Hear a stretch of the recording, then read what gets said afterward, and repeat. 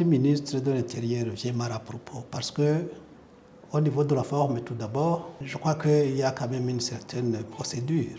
Si on a écrit au garant de l'accord d'Arusha pour la paix et la réconciliation au Burundi, pourquoi est-ce que le ministre déplace-t-il le sujet et dit qu'on a écrit au président de la sous-région?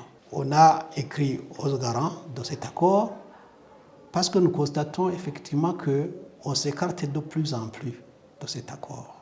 Hier, c'était des divisions sur fond ethnique et ça fait tellement de lavage. Aujourd'hui, c'est une exclusion sur fond d'appartenance politique. Il y a des citoyens qui vivent dans ce pays comme des citoyens de seconde zone. Pourquoi?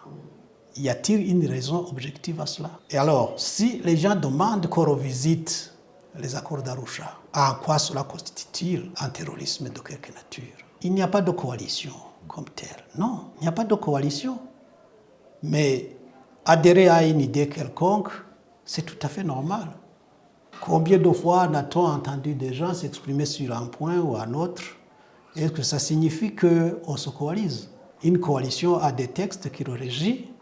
Est-ce que le ministre peut montrer un texte qui signe l'existence d'une pareille coalition? Ça n'existe pas. Parler de l'accord d'Arusha, ça devient terroriste aux yeux de nos dirigeants. Vont-ils nous dire que les garants sont des terroristes, les signataires sont des terroristes? Alors, tellement c'est confus. Oui, c'est confus et on ne sait pas ce que ça cache. C'est d'au moins respecter ce qui est écrit dans cette constitution-là. L'article 13 dit que nous sommes égaux en droit et en dignité. Pourquoi est-ce qu'on voulait nous traiter de citoyens de seconde zone? Pourquoi chercher à nous museler? Pourquoi chercher à faire disparaître une organisation politique qui est tranquille, qui ne réclame que ce qui est légal, ce qui est constitutionnel?